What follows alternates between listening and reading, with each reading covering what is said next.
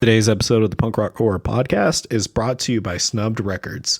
It may seem like the end of the world is coming soon, and in preparation for Doomsday, Snubbed Records is pleased to announce their upcoming release of the new album by horror punk rock band Savage Remains.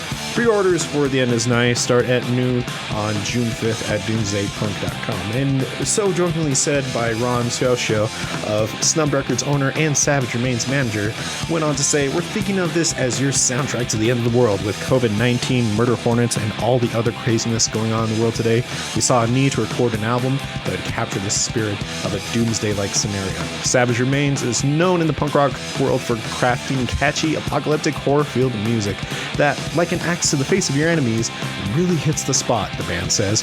Inspired by a mutual love of apocalyptic science fiction, horror, and all things grim and macabre, the band from Fredericksburg, Virginia, features vocalist Matt Alive, bassist M. Vladimir, and guitarist Swinger Gallows, drummer Curtis Price, with sound influenced by such acts as the Misfits, Black Flag, and the Ramones, as well as a healthy dose of early hardcore brutality and rockabilly boogie. Their self-styled doomsday punk is as abrasive as it is catchy. Anyone who pre-orders The End Is Nigh to be released with vinyl and digital download card later this summer will also receive free download of 2 tracks on the album, Children of Adam and Dead End, and also an 11x17 poster.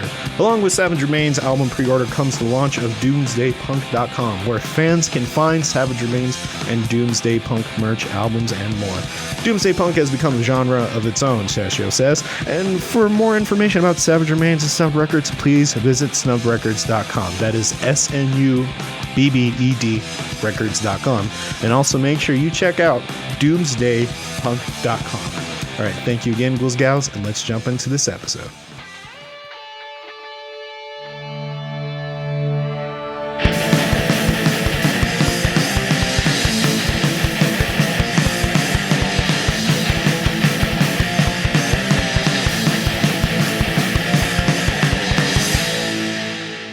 Welcome back, everyone, to the Punk Rock Horror Podcast. I'm Matt.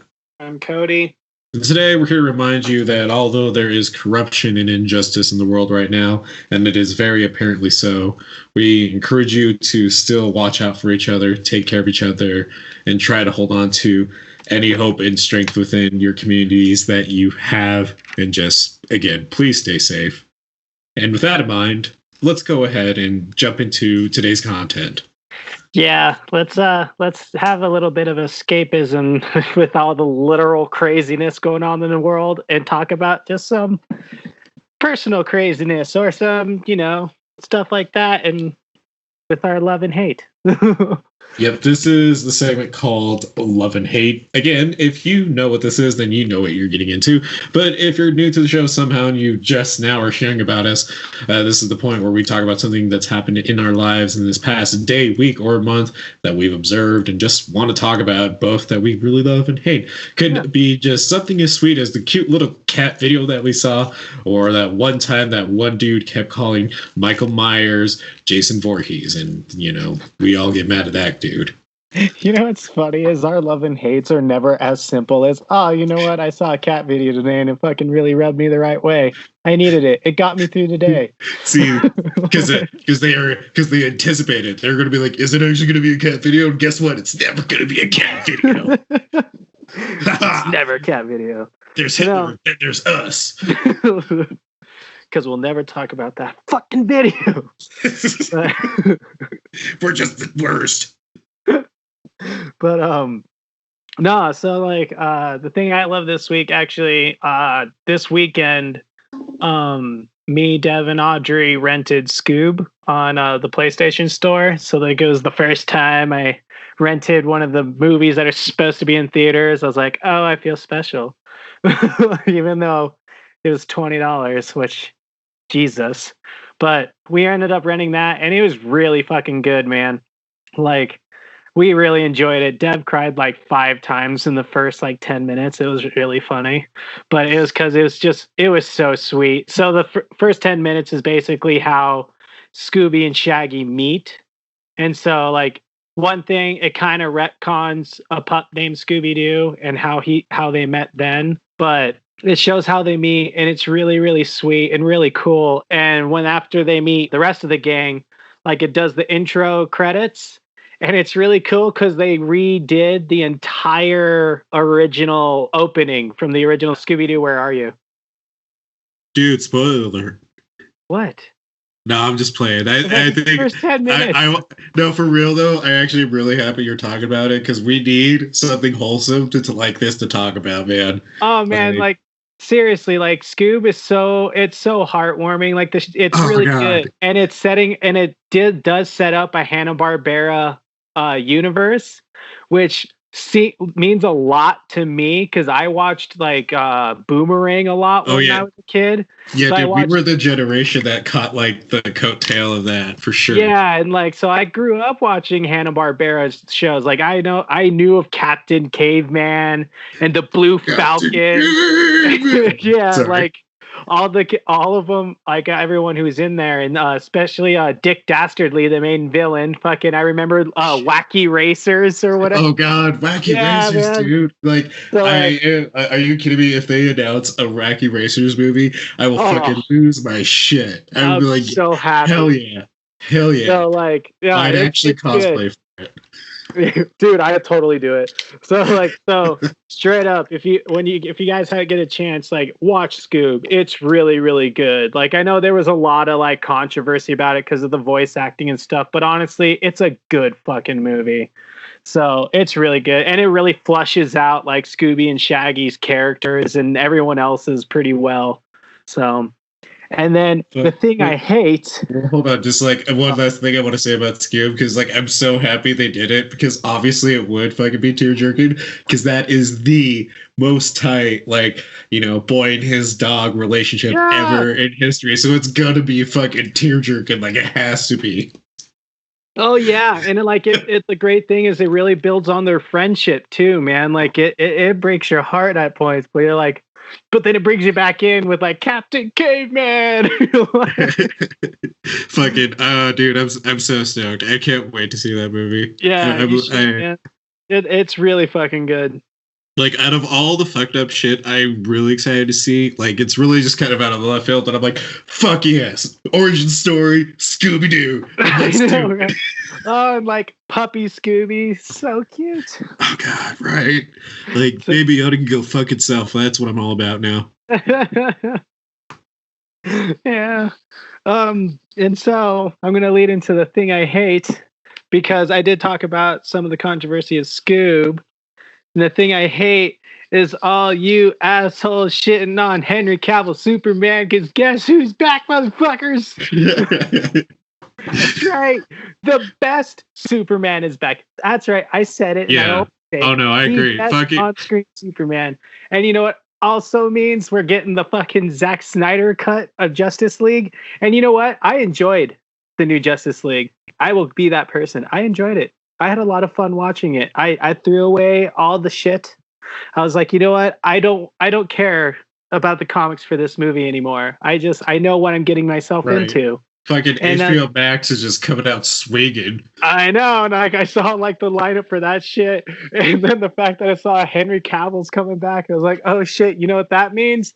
They're probably gonna do a fucking multiverse, and you know, I bet money, they're gonna link the Flashpoint Batman to Pattinson.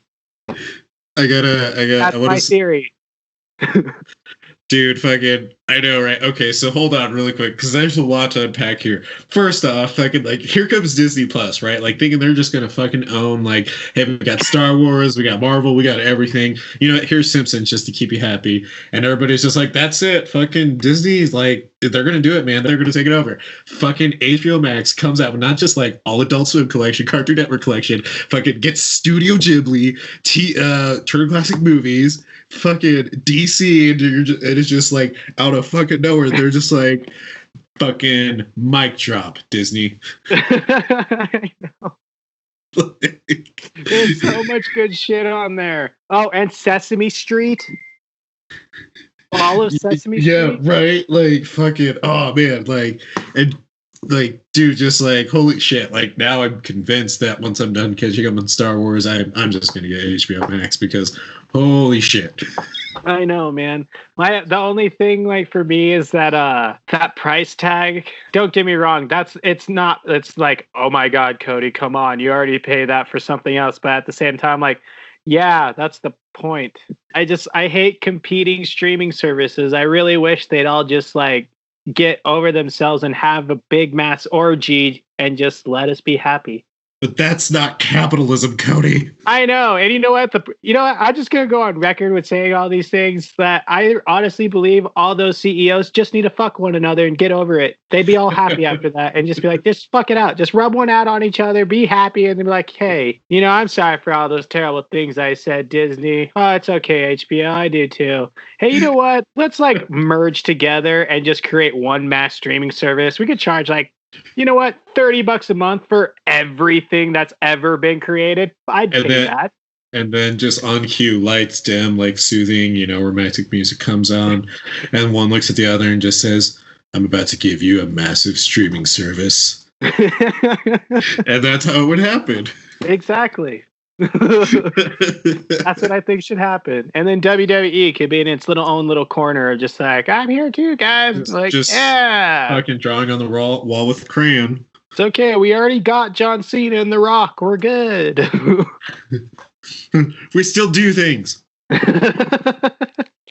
We have cartoons now. You guys like cartoons? Yeah, we got that. It's like, oh yeah, Disney. Do you like cartoons? Fucking Simpsons. So yeah, that's my thing. Right on. Well, alrighty then, man. So I'm honestly just like happy for like the simplest thing right now, which is just like a lot of fucking cat video. Are you gonna make me be that guy now? Like, surprise, it is actually a cat video. So it's the cutest little tabby you've ever fucking seen. Swear to God. No, so I just got everybody's hope up. It's really not a cat. I'm sorry. But like, just like there's just been like a really good fucking like steady stream of like good music being released during this quarantine, and I am so fucking happy for it. So like obviously like big names that I'm really happy that are finally come out with albums is like August Burns Red. Like The Ghost Inside is back and it's fucking blowing my mind. Like their new song Aftermath is just fucking tasty as shit, dude. And like just big names, but also just like a lot of people, a lot of bands that we know and talk to, like fucking Major Glenn, the Writhers, fucking Barry Mia, everybody that we just been talking to is just coming out with like a lot of great music to support everyone. Like even, Bongazi, great guy, him over there, they're doing just all this great stuff. And it's just like, holy shit, man. Like now more than ever is like the best time that we can use the example where art does save. Yeah. Because it's just like all these musicians, and it's not even just musicians, like it's also like us too, and everyone else who is a content creator in some medium is just like doing anything they can. Like even the skits right now, when we had skits Craven on, like he's actually doing like constant AMAs with his fans right now, and it's just really fucking astounding what like all these bands are doing right now for all their fans and just for people to have art and music because what's really touching about it, just like, because this is preachy and I got to come down from my soapbox here in a second, but just bear with me for one more moment. But it's that all these musicians in one faster form have been in a point where they felt this isolated or they felt this vulnerable, or they know what they know what it is when you need an escape, and music and art is that escape, and it's just fucking great. And I'm just like so happy, and I literally applaud everyone. I know I didn't say every name, but do know that if I've talked to you, if I've talked about you, if I've interviewed you, that you're fucking amazing, and I'm just proud of every single one of you. Seriously, keep it up, and every local band everywhere. Keep it up. If you listen to us and you haven't come on the show yet, just keep it up. That's all we can say, man. Keep kicking ass and taking names. For sure. So, all right then. I think we can actually end the show after that. Like, I think that's it. Like, that's the good feeling. All right. Like us and follow us on Facebook. I was like, you don't want to talk about your burps? No, yeah, okay. The thing I hate is fucking petty, and it's biased, and it's dumb, but god damn it, it's what I hate. Okay, so bear with me. So everybody obviously fucking knows that when I get passionate as shit on this podcast or in general, I will have burps. And I don't mean to have burps. They're hiccups, but they're burps, and they're like the same thing. And sometimes it actually comes out as a burp. Point being, it's fucking terrible and awful, and it's the worst fucking thing. But I can still get my point across while I'm burping, right? You know, and that's really similar to a character that a lot of fucking weirdos want to be. And you know what character that is? It's fucking Rick from fucking Rick and Morty. And I'm so goddamn done seeing fucking videos of people trying to impersonate the fucking burps like it's fun. Okay, it is the worst fucking thing to have in my life. I want to be able to just talk. This is the first time, I think, in like all month that I've been able to go straight, like in a straight speech without having one single burp. I am really proud, but it's gonna get ruined at some point, and just like the fucking star is gonna crash and burn again.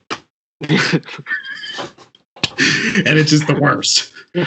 Stop wanting to be Rick. It's not fun. It's not fun being Rick. I would rather be Jerry than be Rick, because this is just awful. I hate Jerry so much. Okay, I wouldn't go that far, but you get what I mean. Like, I don't fucking... Don't be Jerry. And he's a depressing character anyways.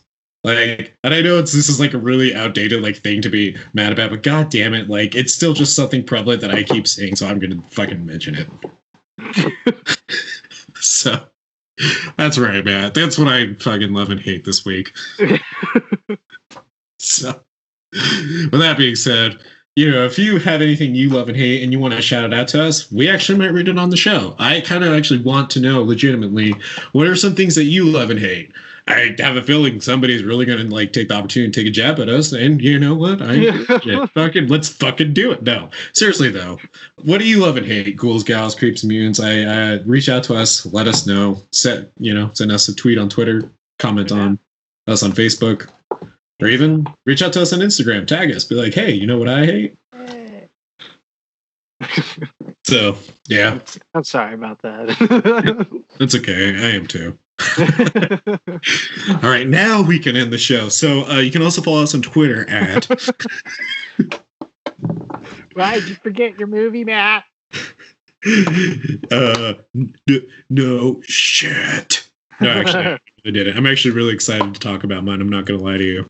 So I'm going to watch it after this. I'm so excited. Yeah, it's fucking good, dude. I actually think you're going to really fucking like it. I just love Sam Neill and the fact that he's in so many like Lovecraftian movies. Yeah, all right. So basically what we're getting at now to the part of the show is the meat of the bone. It is our movie review, make the case section of the show. So again, if you're new to the show, and again, you don't know what we're doing at this point, is that we find movies that are in relation to our Monday theme, and we make the case for them as to why they're good films. We're still going to point out the cons that there are some, but we're mostly trying to convince you to just watch these movies because, well, they're fantastic and they're definitely worth your time. So jumping into it, I guess because I did go last time. That's what I was like, hey Matt, you said a girlfriend. Aw, snap. So I what's it called? I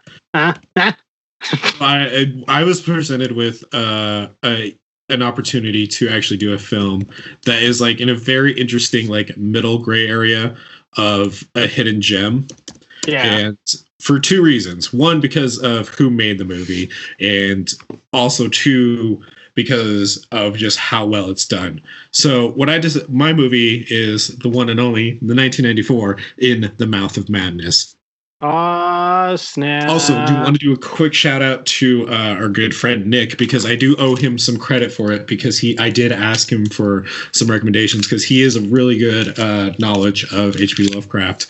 So I went to him first to ask him what would be a good one to check out, and he recommended it, and so I got to give him credit. So I know he listens, so thank you, buddy. I did not watch any of the movies you recommended, Nick. I'm sorry. I was about to, but then my brain was like, "Hey, look at that." He's gonna hear this and then text you, "Fuck you." I love you, Nick. And then he's just gonna be like, "Hey Matt, what kind of pizza you want?" like, I like pizza. No, go fuck yourself, Cody. You get anchovies. It just sends you a box of anchovies. Yeah, he might do it. That's why I'm suggesting it. Because if he does, I'm totally we're gonna post that shit on fucking Instagram. I will. Like, holy shit, that'd be fucking hilarious. All right, so jumping into it, In the Mouth of Madness came out in 1994, and directed by the one and only, the legend himself, John Carpenter. Written by Michael De Luca, stars Sam Neill, Jürgen Prochnow, and Julie Carmen. Look, I tried. Okay, Jürgen Prochnow. I'm trying my best. Okay, I'm sorry. I am sorry. What do you want from me? So much. To do better. So In the Mouth of Madness, I had to figure out how I was actually going to like talk about this movie in the way I normally do my movie reviews, because it's on one hand very straightforward, but trying to explain it straightforward without going into too much detail, because the detail is also very spoilerific, is a very tricky way. So I'm going to do my best, to do bear with me. So the opening, I was originally going to actually make a sin originally. And I say sin because it's the type of opening I hate, where it's always the long panoramic shots and they just slow show the credits, like old footage of just a car ride, which is fine for like 10 seconds, but move on, man. Like, so, but it's not that, it's instead of like this up close printing press that is making books. And the reason I mention this is because it follows a private investigator who Sam Neill plays, and he is hired by this book company to hunt down their popular author, Sutter Kane, which in this universe is, this huge author who's sailed over billions of books. He's outsold Stephen King, and people are just buying his books. And the more that the people are reading his books, the more they continually go mad. And I'll go into that in a second. But so, they hire Sam Neill as this private investigator to hunt down Sutter Kane, the author, because he just goes missing, and to figure out where he went. And they think, that he's up to something, just trying to run away with money, so on and so forth. Well, anyways, it opens up to this company's, making the next Sutter Kane book, the In the Mouth of Madness. And it's actually kind of a cool opening, because it's very reminiscent of like how it's made. The show, how it's made. Like it's the weirdest, like, addicting show that you never realize you're just gonna like waste time on just watching, because like, holy shit, watching wicker baskets be made is really soothing for some reason. Huh. So anyways, it's kind of like that. So that's why I kind of make it a pro, because I'm like, yeah, it's actually kind of nice to see how books are produced. So so I know that was like a really long explanation for it, but I figured I kind of wanted to change up how I explain the synopsis of movies anyways, because I'm getting tired of reading IMDb.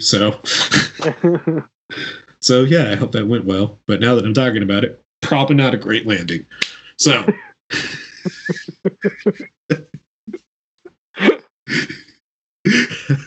so going forward, at least the hands are up. I'm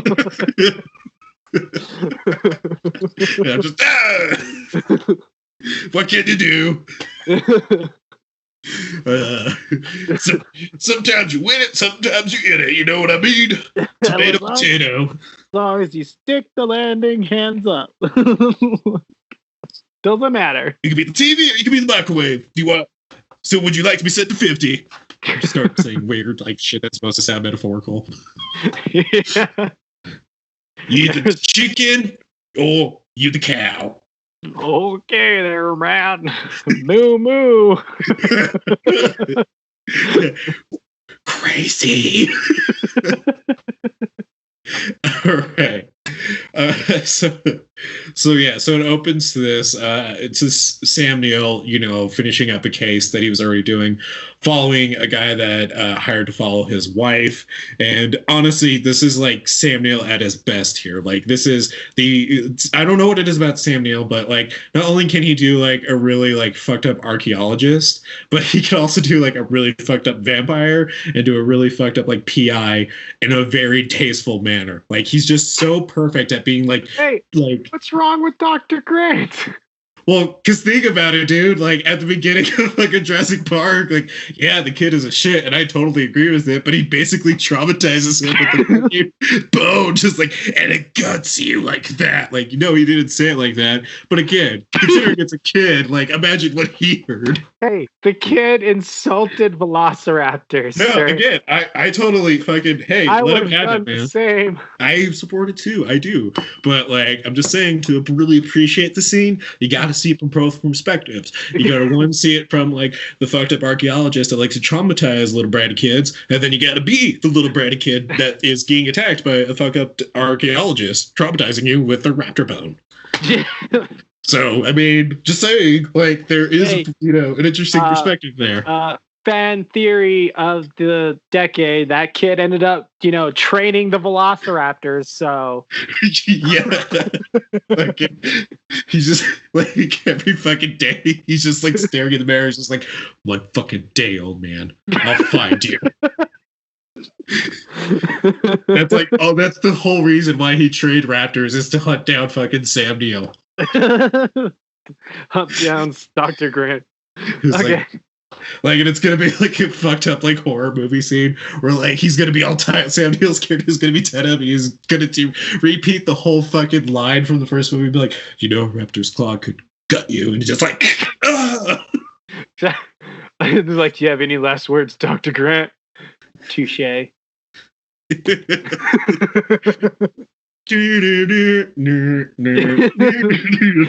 to black. You just see like a velociraptor playing it on a clarinet. That's how smart they've gotten now, Dr. Grant. If that's not the fucking ending to Jurassic World Dominion, I fucking hate it. And so that's the show. Might as well end it there. It's not gonna get any brighter from here. Okay, anyways, we're opening up the set. Yeah, it's cool now. But this is what I mean, man. Like, this is why he's at his best, because he knows how to play these very serious, suave characters that have a very twisted sense of humor. And he does it really well. And this is just him at his best. Like, he's a perfect PI. He's a perfect archaeologist. He's a perfect vampire. I mean, I don't know why not enough people talk about Sam Neill, because he's a definite gem. So, again, he's at his best throughout this movie. And then eventually the movie carries along, and it goes to him meeting with the book company that is, in charge of Sutter Kane's publishing. And so with that, the imagery in the film is what's really great at putting the image of madness that infects John Trent, which is played by Sam Neill. And it's also just the imagery just in general, because I'm going into a little bit why the book is significant. So Sutter Kane, I mean, if you know Lovecraft, you can tell early on what's going on. Sutter Kane is writing these transcripts that is driving people mad the more they read it, because, well, in the mouth of madness. So it's really just like brilliant, because the movie just starts out really slow with this guy coming out of this I think it's like a shop of some sort, and he's walking across the street, and he's just wearing a coat, and his eyes are just like red, and you can tell he's like oozing something from them, and he's holding this huge axe. And this is now after when John Trent met with the book company, and is now talking with his friend about this job, and really what all the details are. And you just see this dude walking up menacingly just with this fucking axe. Everybody's getting out of the way. And you know what? This is where I'm also going to fucking applaud Carpenter again, because he grabs you right from the beginning, because he proves he knows. So this is what I love about it. In the Mouth of Madness is the film, in my opinion, that proves Carpenter knows how to tell other tales aside from a good slasher. Like, he knows what he's doing in this. And but he still pays homage to what made his slashers of obviously Halloween, so perfect.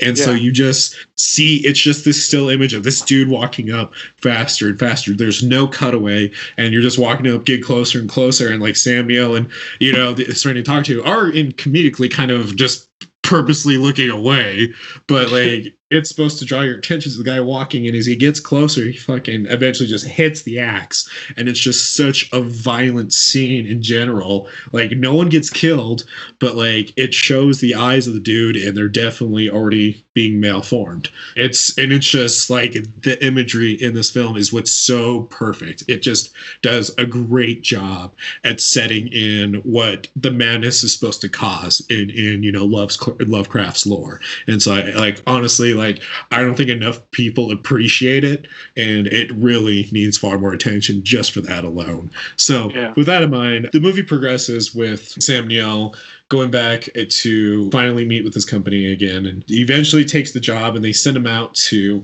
where I'm kind of skipping over a little bit because I didn't want to give it away, but I don't think it's actually too big of a spoiler because it gives it away in the trailer if you look it up in the trailer. But basically, he goes and buys like all the current books available of Sutter Kane. And so he finds out that the covers actually make a map. And so... Oh my God, spoiler. Nobody's going to watch the movie now. I fucked it up. Fucking, I'm done. So he's like, yeah, it's this map to this town out here. I think he's like said New Hampshire or something, or Arkansas or some shit. It's basically a farm town. With that, he's just, oh yeah, it's out here, and they're like, but nothing's here. There's nothing there at all. That place does not exist, and it's called Hope's End. And so they're like, Hope's End does not exist. It's not here, and so they travel to Hope's End, and when I say they, Sam Neill's character, John Trent, is joined by this point with our female protagonist. Well, I don't know if I would say protagonist, but I'll just go with protagonist, Julie Carmen, with playing the role of Linda Stiles. So because she works for the book company, and so like the book company is sending her with him to make sure that he stays in line with finding Sutter Kane.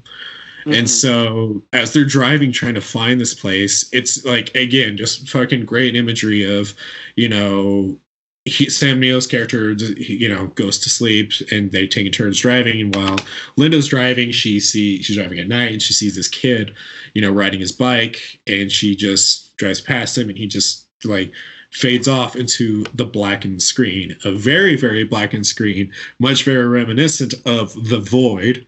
And so I mean, you're gonna get it either way. Like, I won't ruin it because there's more to that scene as well, but I'm not gonna give it away. But she ends up seeing him again, though, as a senior citizen. He's old now, and so there's obviously something going on, and she thinks she's hallucinating. And then she's driving through this other, what looks like a dimension. And and I'm going to tell you, man, it's early 90s graphics. It's mostly practical effects. And when it's practical effects, it's fucking phenomenal. It's tasteful. It's awesome. But when it's the computer graphics, I mean, it's charming because it's like reminiscent of like Ghostbusters computer graphics, but you know what I mean? Yeah. But it's also just like, it kind of shows its age. So however you take that is whether it's charming and authentic or outdated, just be aware of it. But it's that's also like, you can argue for like most H.P. Lovecraft films, because there's not a whole lot of recent ones, and most of them are that back then. But like, even though they show their age, I feel like they hold up, especially John Carpenter's movies. Like, very rarely do they not hold up, even if they show their age. Oh, no. Like, if you're a Carpenter fan, like, you're going to be fucking at home with it. You're going to love the shit out of it, guaranteed. Like, I loved it. But I have to take an also unbiased perspective, just in case, for someone who isn't as big of a fan, So just so they know what they're getting into. And that's why I just like to give that other side of it. So I like this back and forth, though. This is nice. Yeah. Alrighty then. Well, with good vibes in the tank, let's go ahead and finish this race. Eventually, they make it up into Hope's End, and it doesn't take long at this point to find out that Hope's End is not what it seems to be, and shit gets crazy fast. And so this is where I'm going to have a hard time explaining to you the movie, but I'm going to try to without spoiling a lot of it. So this is the point where it just like oozes all of the Lovecraft. I mean, of course it is because it's in the mouth of madness, but if you look and play close enough attention throughout the entire film, you'll notice the nods to all the themes included in his church of cosmic horror that he's known for. Like it's just, I mean, again, obviously it's a Lovecraft film, so you're gonna see a Lovecraft theme, like no fucking shit, but just like how like they did it and like how on point, like it's just so tasteful to the actual name of Lovecraft that you can't not appreciate it for itself. So that's why I want to make it a point. And so when it gets to the point that the dead are starting to sneak into this world, because we find out that Hope's End is literally what the name says, and John Trent and John Trent eventually gets trapped in this town that has a never-ending time loop where a guy goes to save his son from this dark church, but he's unsuccessful, and then goes to the bar and he shoots himself in the head, and this is a constant scene. And he relives it all the time. And then we also see, the other people that are constantly getting chased by the hounds. This is, and the kid who has to keep riding his bike over and over. It's a constant theme throughout, and everything just continually deteriorates the more that John Trent stays in this town. We just see the madness slowly try to turn him away, and he's doing everything he can to not accept it and believe that they're hired actors messing with him, and then just the way that it gets to the point where the dead are finally sneaking into the world, because that is a very huge Lovecraft thing, is just shown with some of the most fantastic and terrifying practical effects ever. It's just such a great callback, man. Like, it's just such good quality. Like, it's just those type of practical effects that John Carpenter. Oh God, no! Oh no, you jinxed us. Now we're doomed. And then fucking Michael Myers kicks down my door. Oh God, no! It's like, I can't help you, man. Quarantine. I was like, that's it. 6 feet social distance, and then Michael is just like, dang it. Oh, he would just get like a bigger stick and put his knife on it. Yeah. he would have an actual mask over his mask. Hey,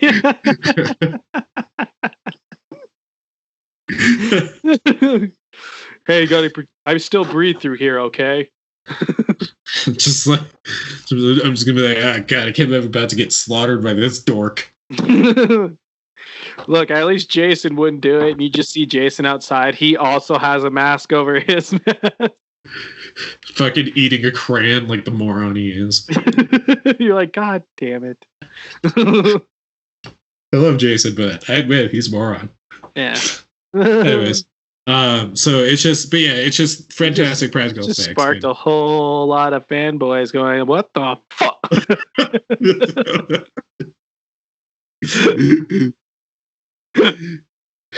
Oops, I did it again. Anyways, that's all we can say before we have to actually pay for it. Yeah, that's it. We can't afford the whole song.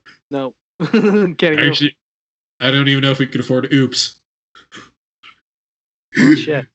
We did it again. So hey, that doesn't count. Anyways,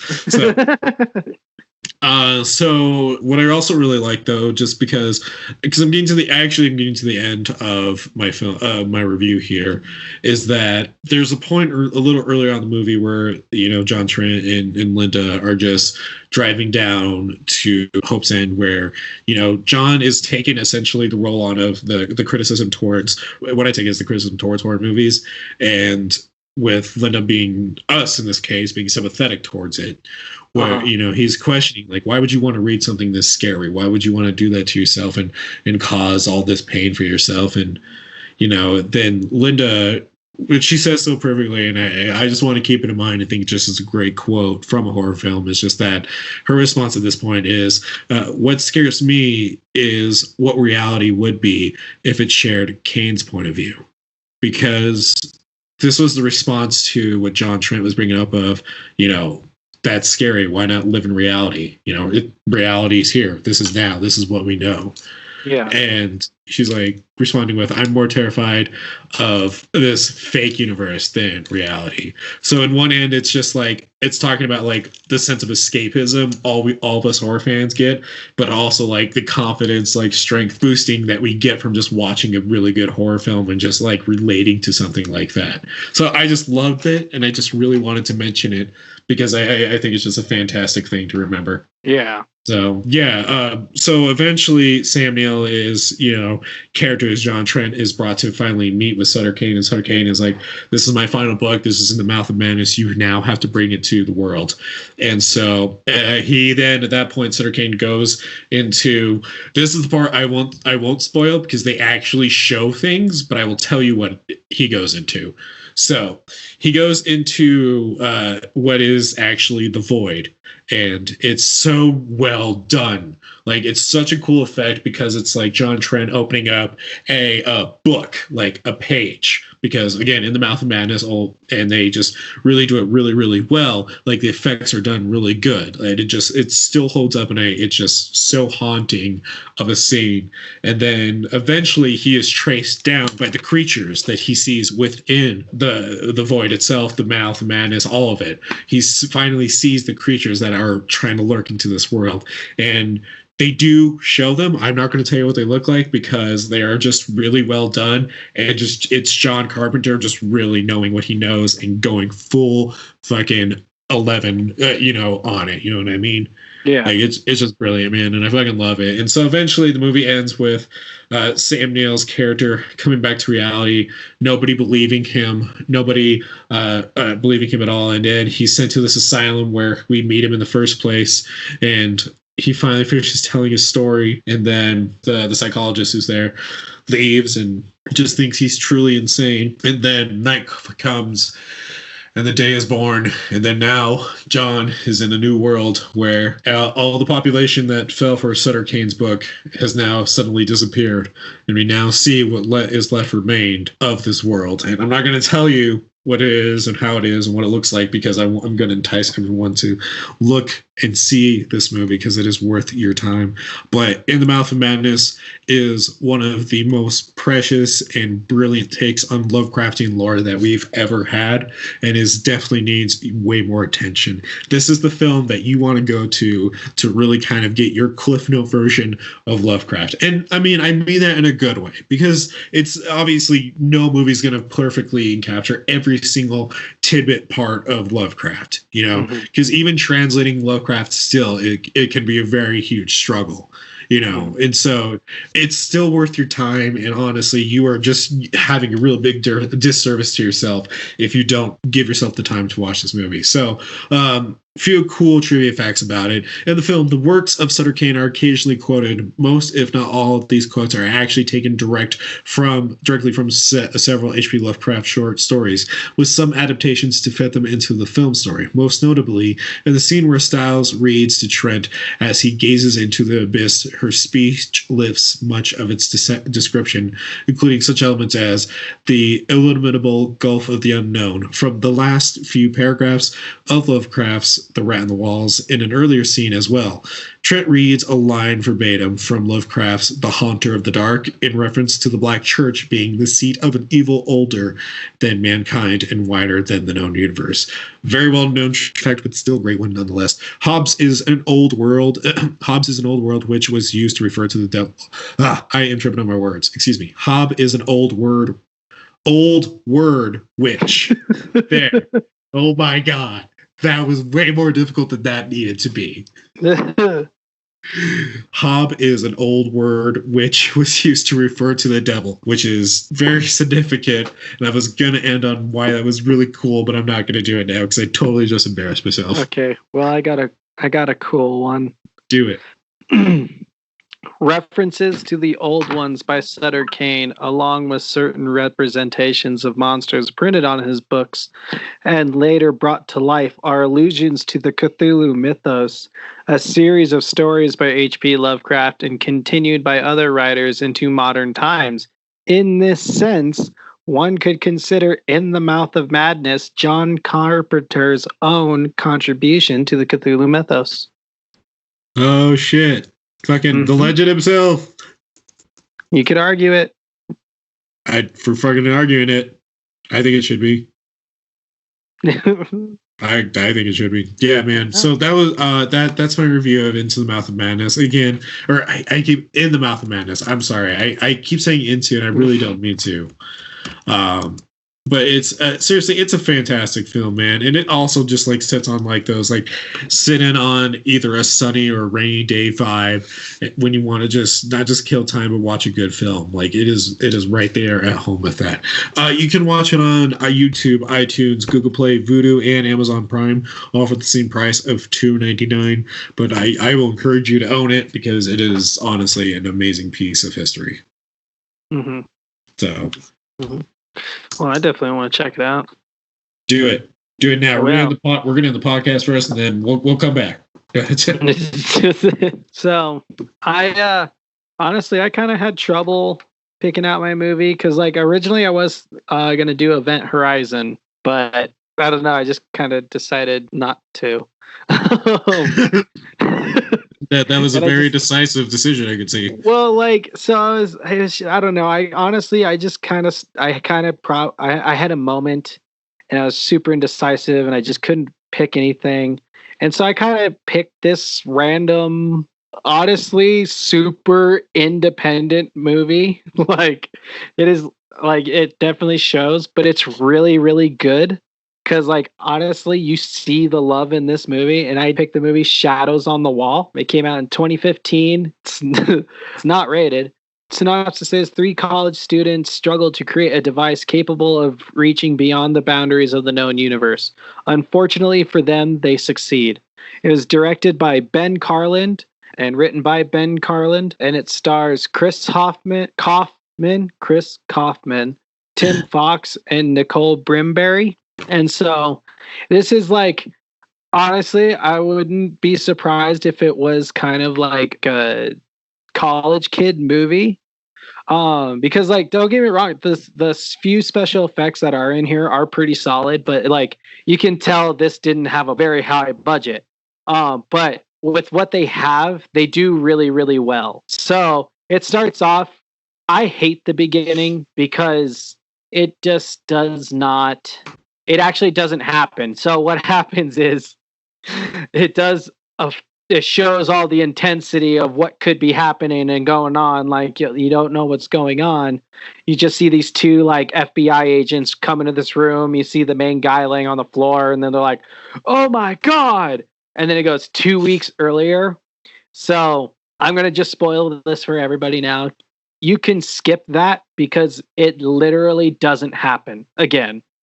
Like, yeah, so it kind of, and I know that's like a little disappointing because it's like, oh, just skip the first 5 minutes of the movie because it does nothing.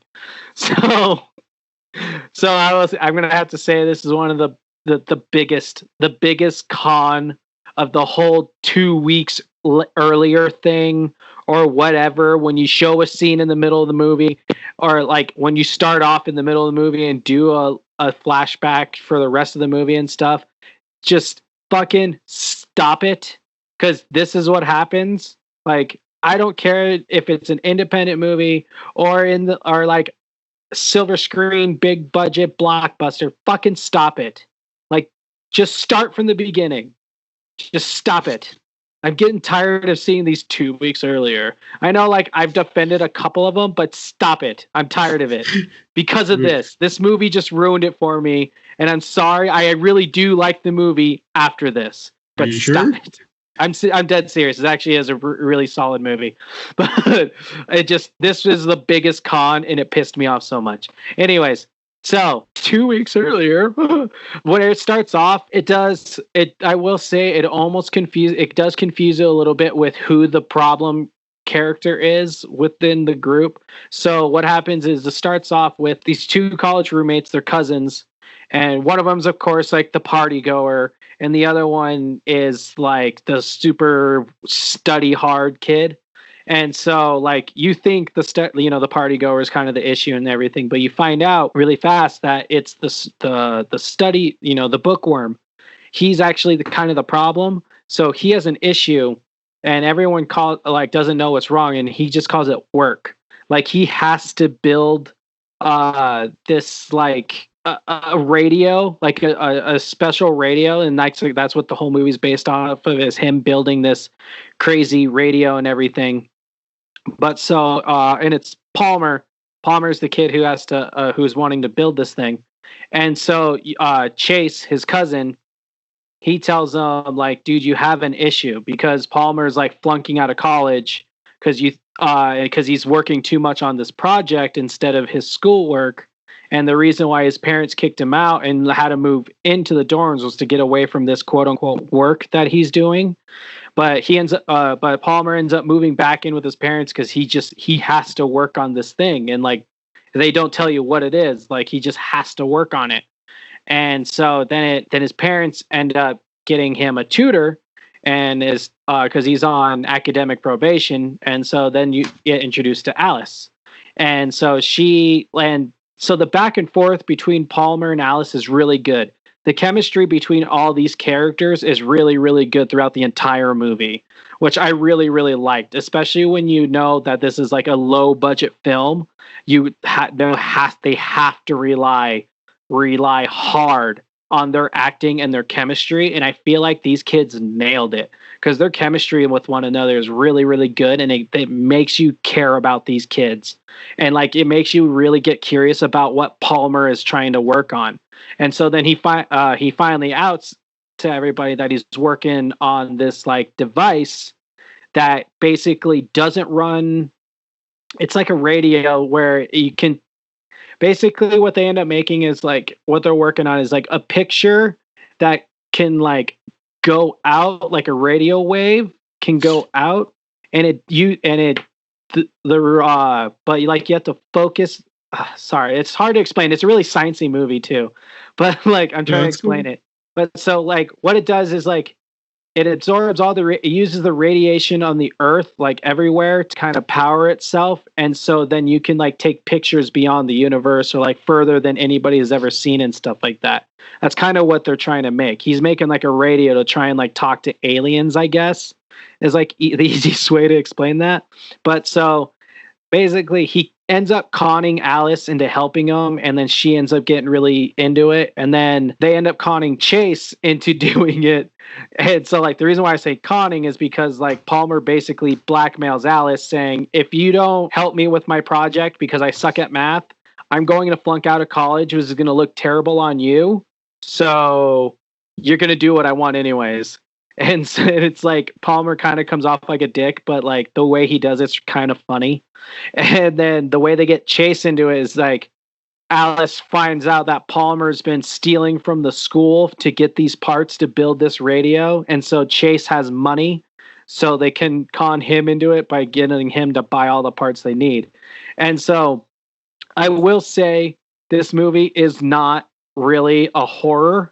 Like, it's not a straight up horror. Like, it's more of a thriller, because like throughout the entire movie, what kind of gets you nervous is like the more they build this machine, the more like kind of like things are happening. So this machine ends up like creating EMP waves at one point, and they start like shorting out lights at this building, and like Palmer freaks out. He's like, we're going to jail. And she's like, shut the fuck up. They're probably going to think it's just a fuse break.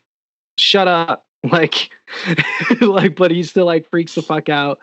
And so it builds up all the tension to like the last 15 minutes.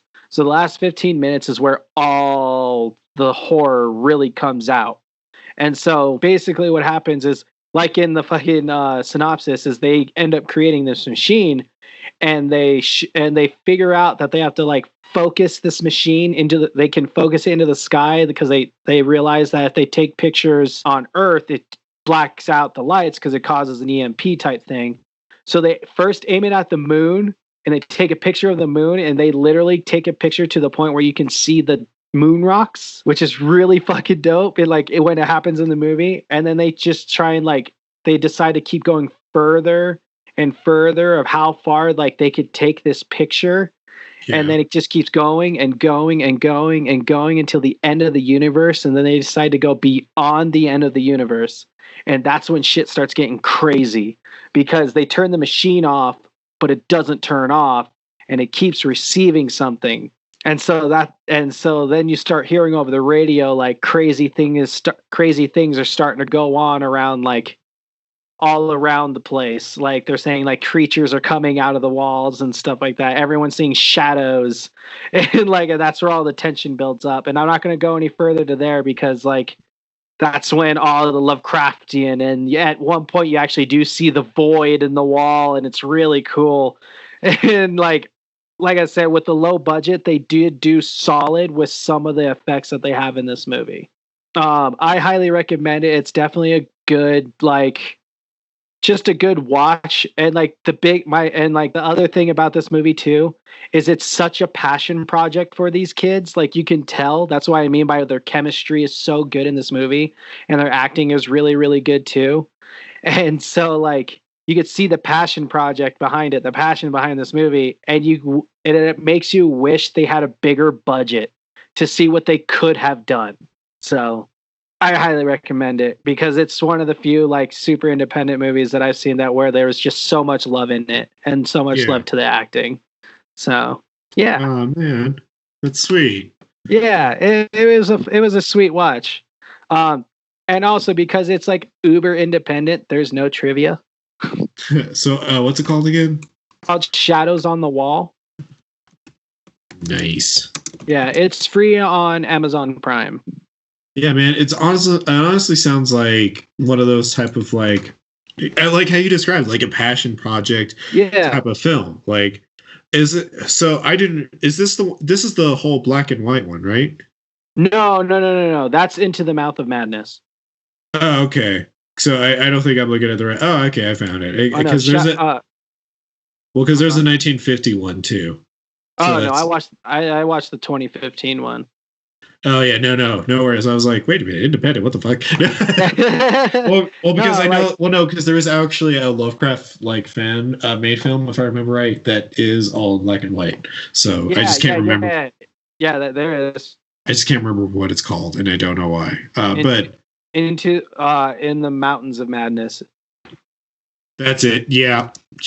There you go. The actual Lovecraft book or story.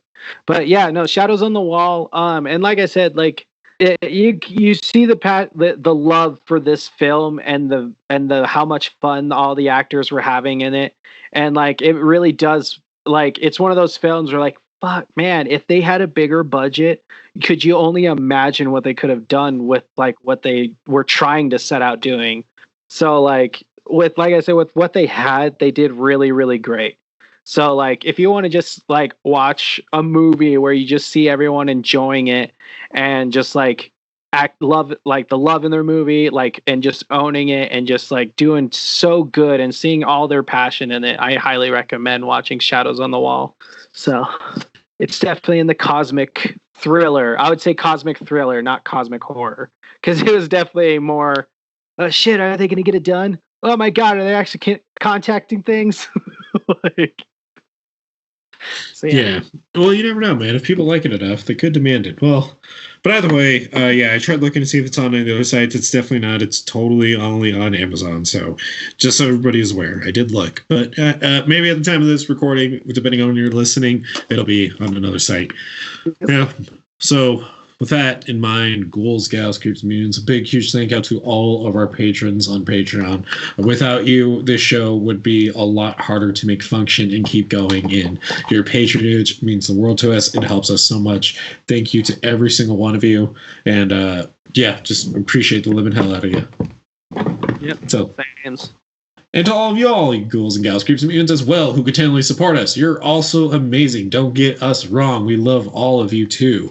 So, I mean, really, we got to love everyone that supports us. How could we not? I mean, it's not a bias. We just have to just say these things because, well, we love all of you.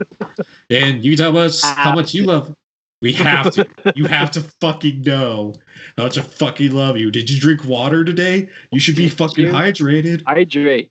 Did you eat an apple today? Come on, motherfucking apple. Get yourself a fucking apple and fucking fill up on some fucking fruit because you deserve it because you're a fucking god / or goddess. We care. We yell because we fucking care. Yeah, we fucking care. Did you tell someone you appreciate you love them today? I know I just did. I did it to all y'all. Yeah, because we appreciate and love you. And if you want to show your appreciation and love for us, you could like us and follow us on Facebook. Just search up the name Punk Rock Horror Podcast, or on our Twitter at official PRHP Podcast. Or on Instagram, Punk Rock Horror Podcast, #PRHP Podcast. You can also follow me at the Undead Matt. We are also available we have merch available at teespring.com/Punk Rock Horror Podcast and Punk Rock Horror Store Podcast. Or about punkrockhorrorstore.com. Sorry. It's saying podcast repetitively over and over. Point being is that there are other ways to support us as well if you choose to. If you like the show, please give us a 5-star rating on iTunes. That does help us stand out. That helps us make the case for why we're awesome. I mean, if you think we're awesome, then we're going to also tell people why you think that we are awesome. So, help us out on that level. Yeah. But seriously, though, thank you. We'll say you're awesome. Yeah, because you are awesome. Hell, we just might read your comments on here. Only one way to find out is when we get a bunch of them. That's the only way I'm going to do it. I swear to God. You give me 5, I will read them. I will do it right now. No, okay. Seriously, all jokes aside, thank you, ghouls, gals, coops, and mutants, for hanging out with us and letting us talk about horror with you again. Take care of each other, and we will talk about horror with you next time. Bye. Bye.